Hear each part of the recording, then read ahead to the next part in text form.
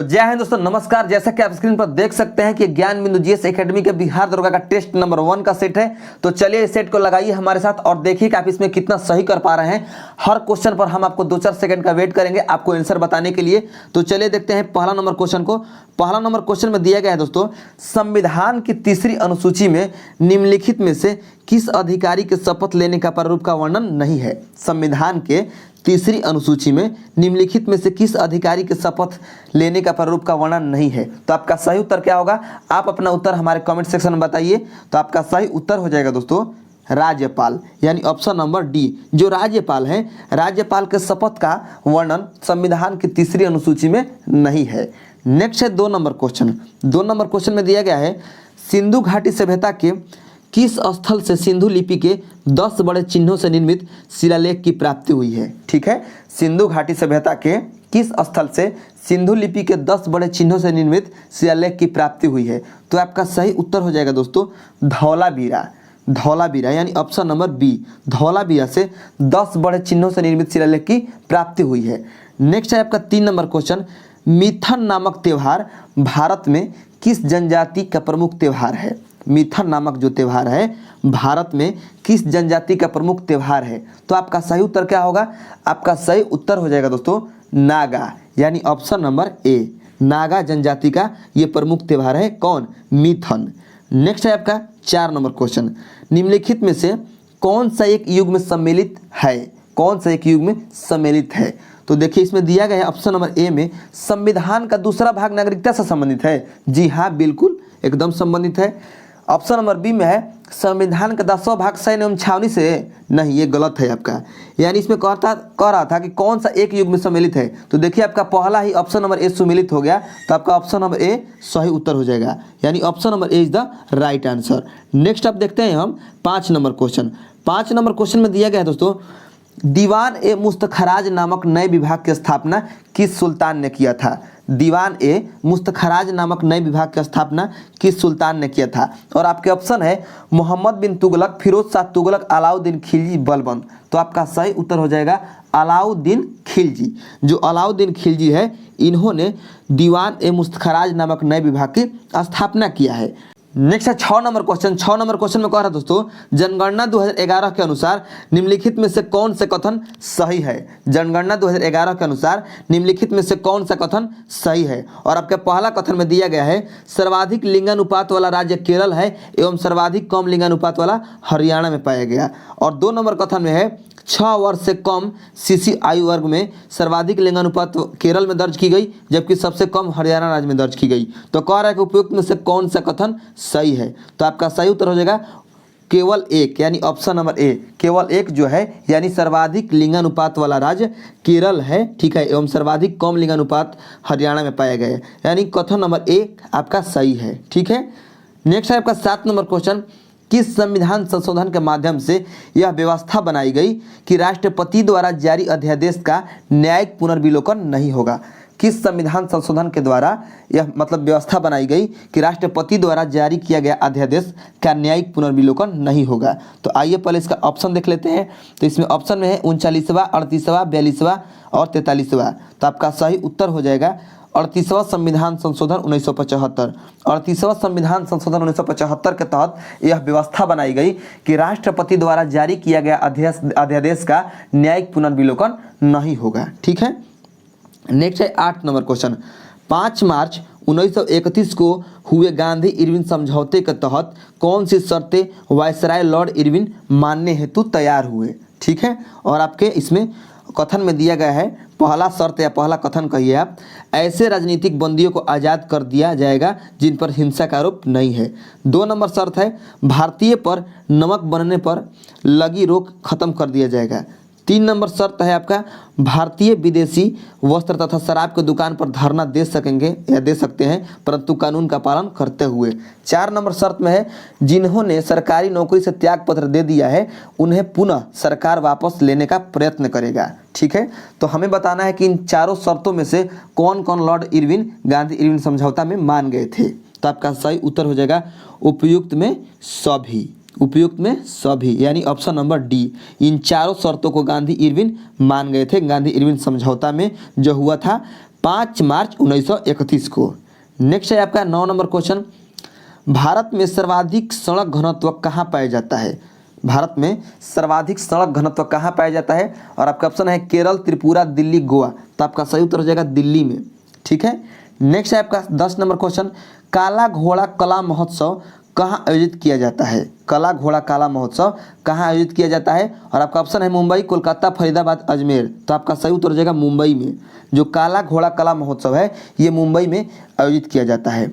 Next है आपका 11 number question, Bharat में सुशासन के समक्ष कौन सी समस्याएं हैं जिसके कारण प्रशासन नागरिक केंद्रित नहीं हो पाता है? ठीक है, भारत में सुशासन के समक्ष कौन सी समस्याएं हैं जिसके कारण प्रशासन नागरिक केंद्रित नहीं हो पाता है? ठीक है, तो आइए पहले इसमें देख लेते हैं ऑप्शन। ठीक है, पहले कथन देख लेते हैं। कथन 1 में दिया गया है सिविल सेवकों की अभिवृत्ति मूलक समस्याएं। ठीक है, ऑप्शन नंबर 2 में है जवाबदेही का अभाव, ऑप्शन नंबर 3 में है लाल फीताशाही, और ऑप्शन नंबर 4 में है नागरिकों का अपने अधिकार तथा कर्तव्य का सही ज्ञान का अभाव। तो कह रहा है कि कोर्ट की सहायता से सही उत्तर दीजिए। ठीक है, तो देखिए 11 नंबर क्वेश्चन का आपका सही उत्तर क्या होगा दोस्तों? सही उत्तर हो जाएगा उपयुक्त में सभी, यानी ऑप्शन नंबर डी। ठीक है, ऑप्शन नंबर डी। एक बार और क्वेश्चन को देख लीजिए, अच्छे से समझ लीजिए।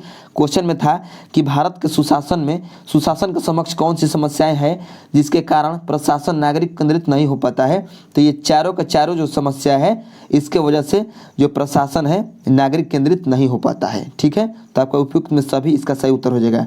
नेक्स्ट है 12 नंबर क्वेश्चन, निम्नलिखित में कौन सा विद्वान लक्ष्मण सेन के दरबार से संबंधित नहीं है? निम्नलिखित में से कौन सा विद्वान लक्ष्मण सेन के दरबार से संबंधित नहीं है? तो आपका सही उत्तर हो जाएगा लोकेश्वर शतक के रचयिता वज्रदत्त। जो लोकेश्वर शतक के रचयिता है वज्रदत्त, ये विद्वान लक्ष्मण सेन के दरबार से संबंधित नहीं है। ठीक है, नेक्स्ट है 13 नंबर क्वेश्चन, वर्तमान में भारत के किस राज्य में सर्वाधिक सूती वस्त्र मिल है? बहुत ही बढ़िया क्वेश्चन है, आप याद रखिएगा। वर्तमान में भारत में किस राज्य में सर्वाधिक सूती वस्त्र का मिल है? सूती वस्त्र का मिल है। तो आपका सही उत्तर हो जाएगा तमिलनाडु। जो तमिलनाडु है यहाँ पर अभी यानी वर्तमान में सर्वाधिक सूती वस्त्रों का मिल है। नेक्स्ट है आपका 14 नंबर क्वेश्चन, भारत के पहले नियंत्रक एवं महालेखा परीक्षक कौन थे? भारत के पहले नियंत्रक एवं महालेखा परीक्षक कौन थे? तो आपका सही उत्तर हो जाएगा वीर नरहरि राव, यानी ऑप्शन नंबर ए सही उत्तर हो जाएगा। ठीक है, नेक्स्ट है आपका 15 नंबर क्वेश्चन, जैन धर्म में धर्म के कितने लक्षण बताए गए हैं? जैन धर्म में धर्म के कितने लक्षण बताए गए हैं? तो आपका सही उत्तर हो जाएगा 10, यानी ऑप्शन नंबर डी। नेक्स्ट है आपका 16 नंबर क्वेश्चन, खेत क्रांति या ऑपरेशन फील्ड का तृतीय चरण की समयावधि क्या थी? खेत क्रांति या ऑपरेशन फील्ड का तृतीय चरण की समयावधि क्या थी? तो आपका सही उत्तर हो जाएगा 1985 से 1996, यानी ऑप्शन नंबर सी।